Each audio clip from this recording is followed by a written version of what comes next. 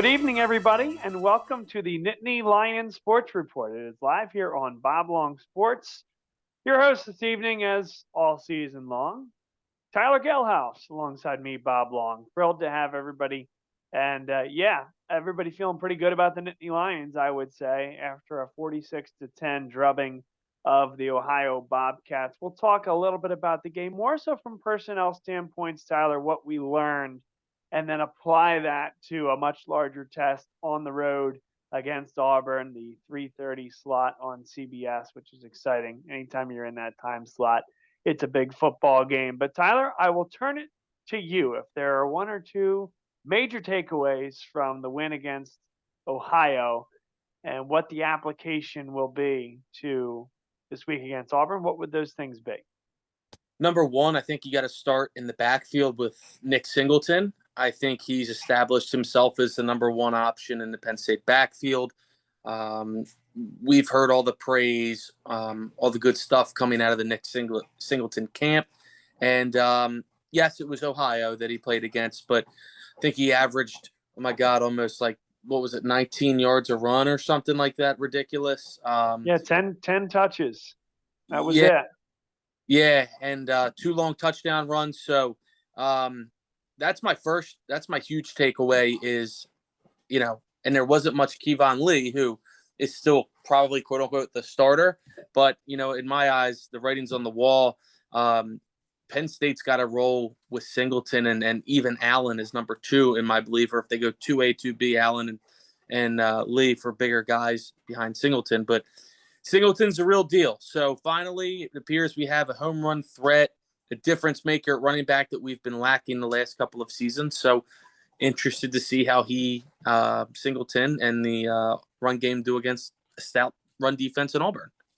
Yeah, on the Nick Singleton side, we talked about it last week, was Penn State running to his strengths. And specifically, we leaned on the expertise of Bruce Badgley, who calls District 3 football and calls Governor Mifflin. Penn State must have been listening to the podcast. They got a hold of Bruce Badgley, and Bruce picked up. That's right. I'll tell you this. He's down on the field this year for every Penn State home game. So he probably just got it in his ear. Yeah, there you go. But no, in all seriousness, they got him running downhill. He is very comfortable getting to the boundary. And I say this half tongue-in-cheek, quite frankly, half in jest, if you will. But just like in high school, he got to the edge because he was just a better athlete than the guys on the other side of the field. And, of course, the guys playing for Ohio are great athletes. They will take a step up with the speed of an SEC defense. And the question will be, right, will those holes be there? Will he be able to beat Auburn's defense to the edge and then run to the end zone? However, it's a big play threat that they have not had since Miles Sanders. Yeah. And before that, Saquon Barkley, of course. I would argue Journey Brown for the limited time. Fair point. For his but yeah, which was a really nice surprise that year, and of course his career cut way too short. But it's exciting to have a running back like Nick Singleton, for the next 3 years. And hopefully Penn State continues to use him to his strengths. I mean, listen, I think it's great that they were talking about it on the telecast a little bit on Saturday that, Penn State bringing in 2 running backs in last class with Allen and Singleton, having 4 guys really that are all capable of getting time. In a sense, it's a good thing because it's keeping these guys fresh. We all know how what the shelf life is in the NFL, especially at running back. You might not rush for 1,000 yards a year and break the school touchdown record and rushing record and all that, but at the end of the day, it's also pretty good that you can keep your body healthy. Chances are you're gonna be taking less hits with a backfield like that, and also the competition in the running back room. I mean, that's really prepping you for when you get to the NFL at that next level with the competition. So, I think they're going to continue to rotate backs, and I just think that Nick Singleton by far brings the most to the table, and I'm hoping that he gets the most snaps out of the group. Lots of other freshmen got a lot of time. Drew Aller had a tremendous day. he continues to impress and continues to certainly solidify the number 2 spot over Christian Bayer and Bo Perbula, but nipping at the heels of Sean Clifford. I don't know if going into Jordan-Hare Stadium is the right time necessarily to take a Yeah, sixth-year quarterback off the field, but he's right there, and you feel like if there's an Iowa situation, Sean Clifford gets banged up, there's a confidence there in Drew Aller. even if he doesn't get banged up, I mean, I think Sean Clifford is playing really good. I guess you could say really good football. I don't know if you would agree with that through 2 games. I would say I would not, but I'll hear your thoughts, and I then mean, I'll. he hasn't, other than the pick that almost cost him, he hasn't necessarily killed Penn State, which I guess is good for Penn State's sake. Now, last year he played his best game against Auburn, 28 to Sure 32. did. Obviously, he had Jahan Dotson. I'm interested to see how he does again this year against Auburn. Another reason I like rolling with Clifford in the Jordan-Hare Stadium, he's been through it all. I mean, he's played at Ohio State. He's played at Iowa. He's played it at Michigan. You know what I mean? So Wisconsin last year. So he has this experience where I feel more confident in him from a mental and experience point. But you're right, man. I mean, Drew Aller is right at his heels, and I don't know if you saw today, but Onward State released a tweet saying that Sean Clifford's Heisman odds are 250 to 1. Drew Aller's Heisman odds are 100 to 1. I don't think I'd take either of those bets. I wouldn't either, but to me it was just like really strange that they had him above Clifford, and by that much. To me, like, the whole Vegas. Silly question, by the way. Was Onward State just reporting something from somewhere else, or were they devising these odds? I'm filming on my phone right now, so I can't go on. I'm guessing it's real odds. I'm asking the question. Yeah. Too. I mean, I just kind of read the title. I didn't open it up, but I might check it out on FanDuel after this or something like that. But I mean, listen, no free ads. Yeah, the guy Drew Aller is just different. I mean, the way he's in his pocket presence as a freshman, his arm strength, it looks effortless, and I don't. It's going to be very interesting to watch, because all that's going to take is for Sean Clifford to get, knocked around a little bit, go to the locker room, and if like Purdue, but if Drew Aller comes in and just kills it, I don't know if they can turn back. I don't know if they can and if they will. It's getting to that point. I absolutely agree with you. You can kind of Drew, you can. You absolutely can feel it. And the other thing, Tyler, is, is Sean Clifford playing well? I would argue no. I mean, he played fine against Ohio. He was able to set his feet. He had clean pockets. He made some throws. He made some missed throws as well. Nothing egregious. But again, going back to Purdue, anytime he's off schedule, anytime he starts to backpedal and tries to throw off his back foot, he has a good arm, not a plus arm. And Drew Aller can make those off schedule back foot throws. Not that that's how you're devising an offense, but again, Sean Clifford does have limitations, and we will see him one of two things: hold on to the ball for too long. And when he's not holding onto the ball for too long, he'll get onto his back foot. His mechanics will not be sound. And that's when he airmails the ball or doesn't put enough juice on the ball and creates major problems for Penn State in the form of interceptions or just general inaccuracy. Yeah. He has not, to my mind, gotten back to the point from a quality of play standard that we saw this time last year when Auburn visited Beaver Stadium. Sure, it's the hope of Penn State fans that he returns to that this weekend down at Auburn. But no, I don't have him playing great football, or not football that is going to be needed to seriously contend in the East right now. Yeah, I mean, I didn't say great either. I said good football. Sure. I think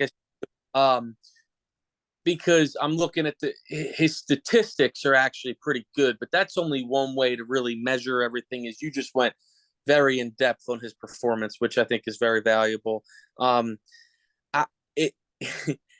I'm just very curious because, put it this way, let me ask you this. Who do you feel more confident going into Jordan Hare? Sean Clifford or Drew Allen? Who, in your opinion, gives Penn State the best chance to go in there and win? Yeah, that's a great question. That's a $70 million question right there. Yeah. Which what 10-year contract for James? Anyways, I I think I would start Sean Clifford with a quick hook, Yeah. and And I is think it's the I, gap is like very, very slim now. yeah, I think it's a quick hook, and I think by the 24th of September against Central Michigan, I would throw Drew Aller on the field. I mean, again, subject to what we learned this weekend, of course, right? This is a fluid situation and we're evaluating progress. But I think that Drew Aller will continue to progress very quickly. And by mid October, I think he's the guy, whether that's via Clifford being banged up or some other reason, which again goes against everything I've said the Mm-hmm. last couple of years. But there's also a different talent that Do you, we've seen in a college situation. And as we talked about last week, that's important for me. I got to see it. Don't just give me tape and tell me it's raining. right, right. Do you think that the staff is having like conversations like we are about this? Like, is it that close, or do you think? Because I could see Franklin. I don't know what he said today in his press conference, but kind of, oh no, Sean's our guy, blah blah. You know, the whole coach speak thing. But behind closed doors, do you think that there is conversations going on like what we're having right now, essentially? I do. I do. I absolutely do. I mean, listen, they're smarter football guys than just about anybody watching or Mm-hmm. commenting on this, and I think it's pretty clear to a novice football fan, let alone them or you and I somewhere in that spectrum, that this kid has it, and recognizing that it is difficult and different going into Jordan Hare Stadium in the SEC with the speed of that defense. Which again is I don't think I'd start him, but I would have a quick hook if, let's just say, that line. This might be counterintuitive. Let's just say that line does not protect Sean Clifford well. You would think, boy, tough spot for a true freshman to come in, and you'd be right about that. But I also think that Drew Aller is more equipped today to not only move in the pocket with purpose, but also to deliver off schedule, off balance throws to where they need to go on the field against Right. a quick defense. I mean, the moment that Sean Clifford just kind of lofts one a little high or throws a duck or doesn't put enough pace on it, that ball's going to be knocked down if not intercepted. And there's a higher level of football going on from a defensive standpoint. Granted, we'll talk about Auburn in a second, and they're not playing their best, but the talent is there. And I think that Penn State would be well served, to match it and have that quick hook if they feel that Sean Clifford has happy feet. Sean Clifford does not set his feet and make good, solid throws. I would Man, have him waiting in the wings. I know it's a business, but my God, a 4-year starter, a 4-time captain. Um, Jalen Hurts in the well, national championship game and Tua Tagovailoa. I yeah. mean, is It there any listen, better example? and it's the staff's job to put the best team out there, best chance to win. I think everybody agrees that Aller is well, he's probably the better quarterback, and I'm probably is almost definitely to me. It's just I think they're still leaning on Sean for his experience, his leadership, knowledge, whatever you want to call it. I mean, it's unbelievable through not. I mean, Drew Aller's maybe thrown what 20 passes in his Penn State career, something like that, and 97.5 Anthony Gargano's talked about him after each game now. Like that's Yep. big time stuff. I mean, they don't talk about Penn State during Eagle season. I mean, that's big time stuff. And for him to be getting rave reviews from Philadelphia sports analysis on the radio. And he's not even the starter. And by the way, they're calling for him to start too over Clifford. So it's going to be interesting to see how this shakes out. I just hope that if there is a change, it doesn't cost Penn State, a loss, even though it probably would if there's a change made. Sure, fair point. And I think the last point I'll make on this one is I recognize that it's not a straight line. With a true freshman quarterback, it just won't be. I mentioned examples in the past of guys coming in and having good success early, and then somebody makes an adjustment, right? An opponent makes an adjustment. That will happen with Drew Aller, but I believe that the ceiling is that much higher, and I believe that the learning curve has been swift. Yeah. And so he's at absolute minimum, he is a viable option tomorrow. And that is something that Penn State has not been able to say for quite a long time, which is exciting. It also puts a lot of pressure on that coaching staff. Let's call it a good problem to have at quarterback. Better than last year. That's for sure. So maybe we talk a little bit of Auburn, right? We talk about the defense and why they put pressure on a quarterback like Clifford and what some of his, we'll call them weaknesses, could exhibit. But your take on the Tigers? My take on the Tigers right now is, I don't want to say turmoil, although that might be a good word to use.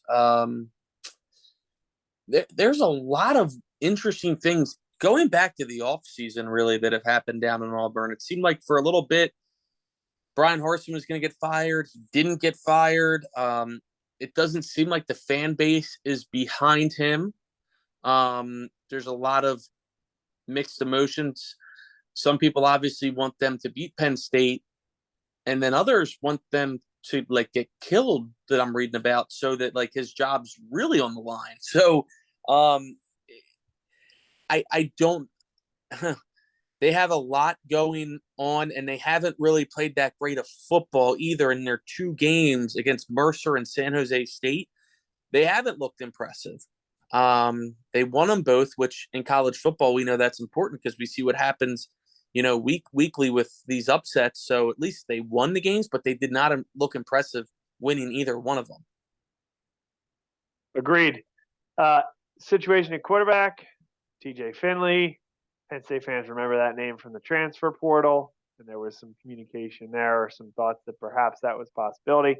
He comes to Auburn, gets in trouble in the offseason with the law, and struggles. Tyler, to your point, you mentioned, thank goodness it didn't happen.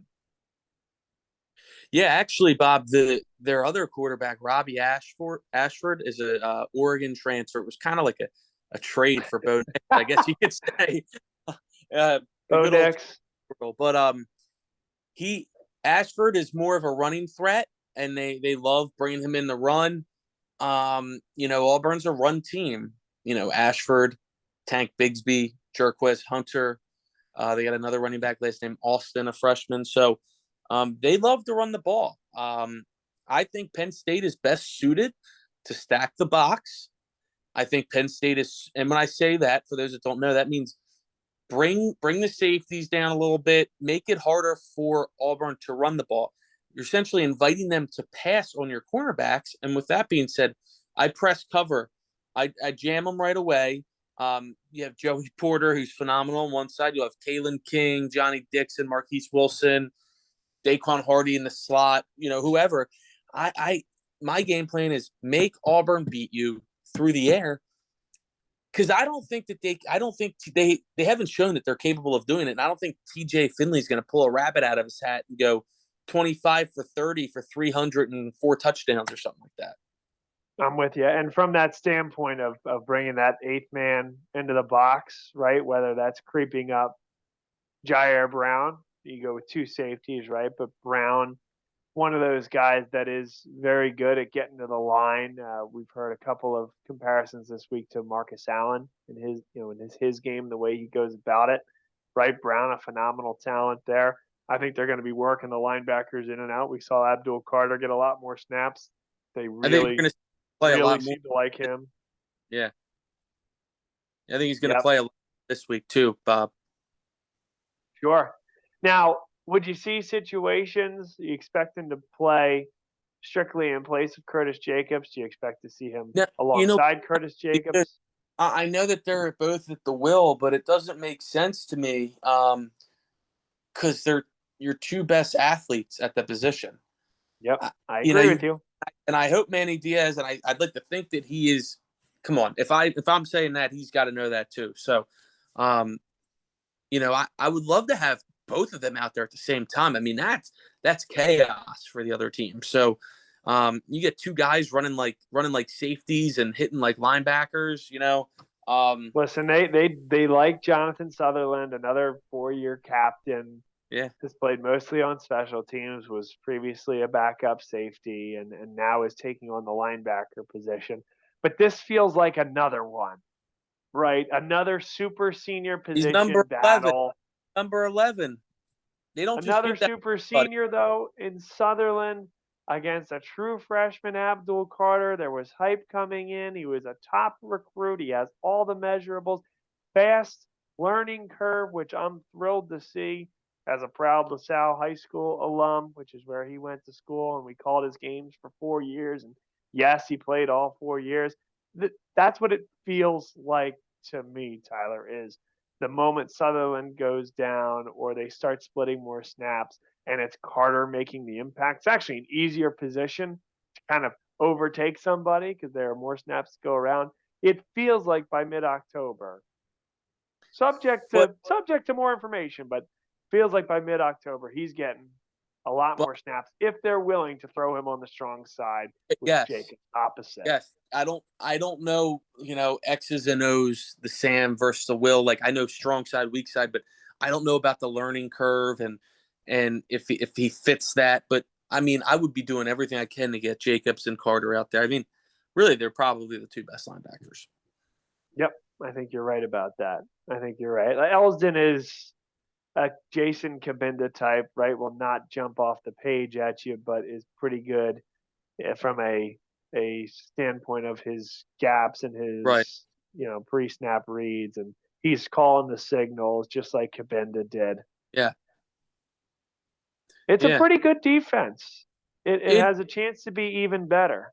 And I mean that Ohio game, the only touchdown they had was they had like 5 fake trick plays on their way down to score. I mean, give them Yep. credit, but like that was it. And that was the other thing I took away from the game was, you look around and Appalachian State beating Texas A&M, Marshall beating Notre Dame, like That's a Texas. bad loss, by Yeah, the way. Notre Dame, Marshall. almost Yikes. Texas almost beating Alabama, which isn't as crazy as the Marshall Notre Dame from a name standpoint and all that, obviously, and a talent. But you every game is losable. I mean, we saw obviously under different circumstances. Penn State lost to Ohio 10 years ago, but you just never know in college football. And they did more than win. They did everything they had to do.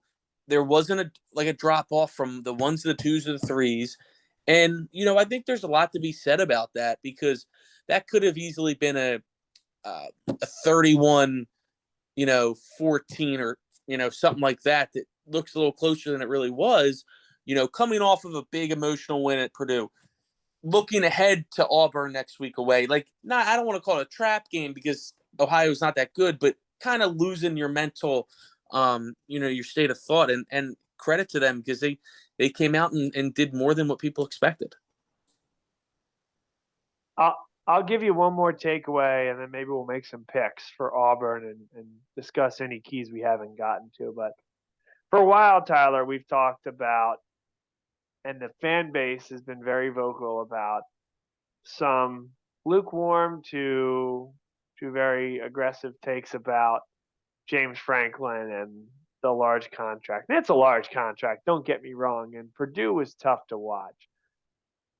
And I also recognize this is just Ohio. Okay, is that enough caveats? Great, here we go. Wasn't the performance of those freshmen indicative of what we've talked about in the past about the difference between the game by game and last year's team and maybe even this year's team and the growth of the program.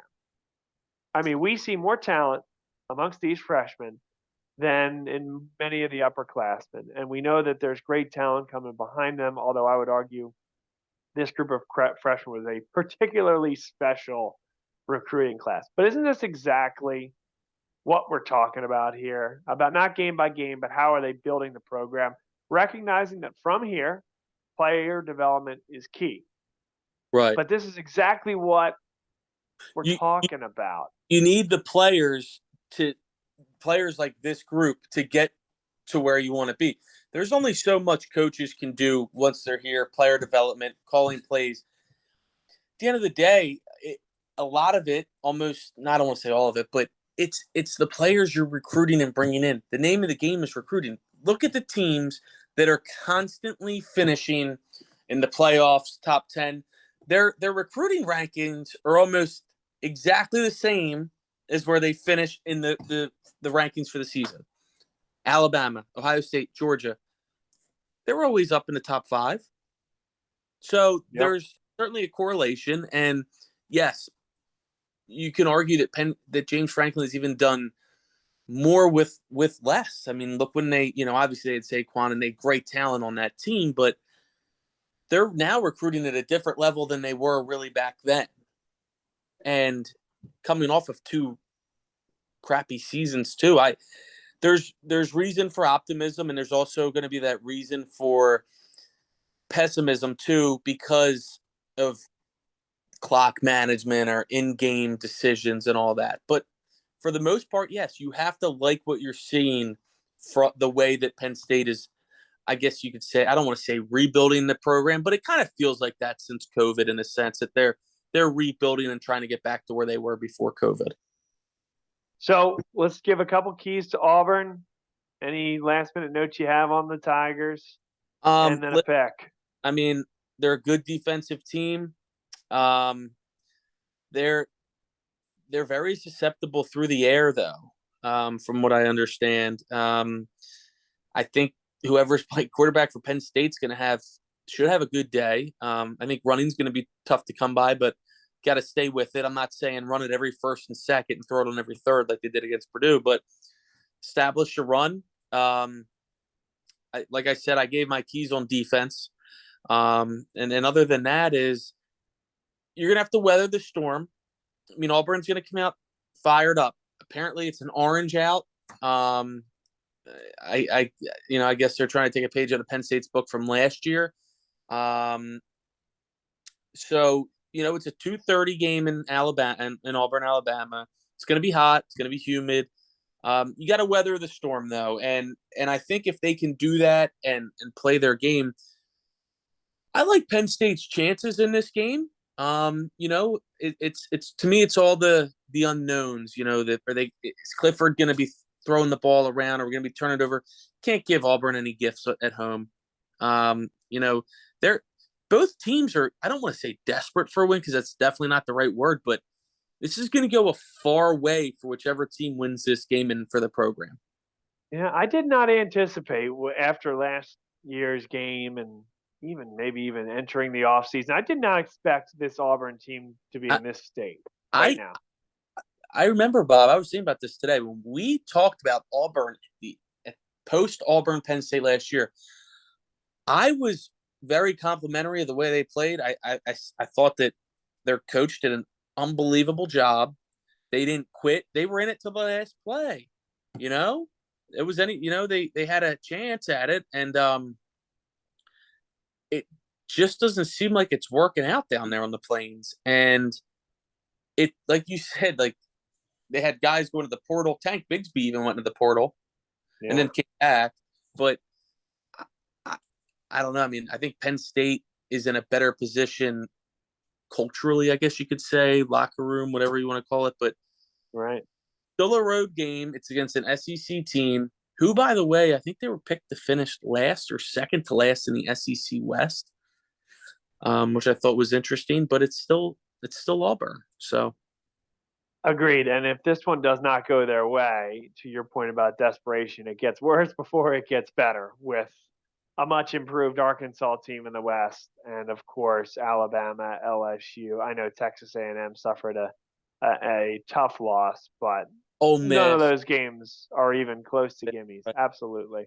And so, yeah, what concerns me is it almost feels like most of the folks out there are picking Penn State. I don't even know if the line would agree with that, but I think Penn State wins the game. The key for me is turnovers, and specifically, can the quarterback, whoever that may be, it'll be Sean Clifford to start, right? Can he avoid a costly interception?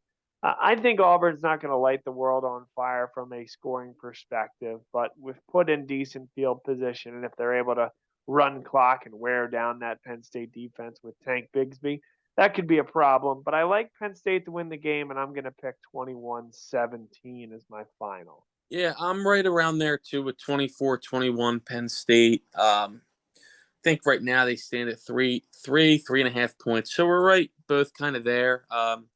Definitely a lower scoring game, especially compared to the Purdue game. But it's gonna be fun, and I love watching it. I've always loved watching a 3:30 CBS game. So I'm really excited to actually watch Penn State on 3:30 CBS, and it sounds like Sure. they'll do that with the new TV contracts and all that. Um, but I It's think just, but it's not the game that when this was scheduled, what, back in 2017, 2018. right. It's not the game we expected I on I don't September. even think it's the Auburn team you expected. I mean, because I remember at the beginning of the season here, you said at least top 20, maybe a matchup of two top 15 teams. Yeah, I thought it might have And gone that direction, but listen, Penn State 2-0, they're 22. Auburn 2-0 hasn't looked good, not yep. ranked. And deservedly It, so, right? If they had played better, if there was less going on, maybe they would be ranked, but they don't deserve to be ranked right this instant. A win here could change that for the I Tigers. just I think the main reason I'm leaning Penn State in this one is quarterback play. And you're going to see probably two quarterbacks from each team in this game, the way that both teams are playing right now. And I, I mean, I think you can take Penn State's top three quarterbacks. I'll even throw Veyer in there. I seriously think any of them start for Auburn. I think you're right. I just can't believe they don't have a better option at quarterback. And maybe they'll prove me wrong. I really hope not this week.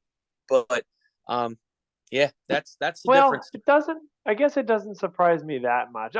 Maybe it surprises me that they didn't recruit a better kid out of high school, but Bo Nix transfers, and Right. again, they've had 12 years to replace him. Here we go. Penn State guys making a joke about how long a quarterback's Yeah, been in school, but still, same idea there. And getting quarterbacks out of the transfer portal, I think we've found, unless you are a top tier school and you're Texas taking Quinn Ewers or something of that nature, or Ohio State getting Justin Fields, or even Tennessee with Hendon Hooker. That was a pretty good move a couple years ago.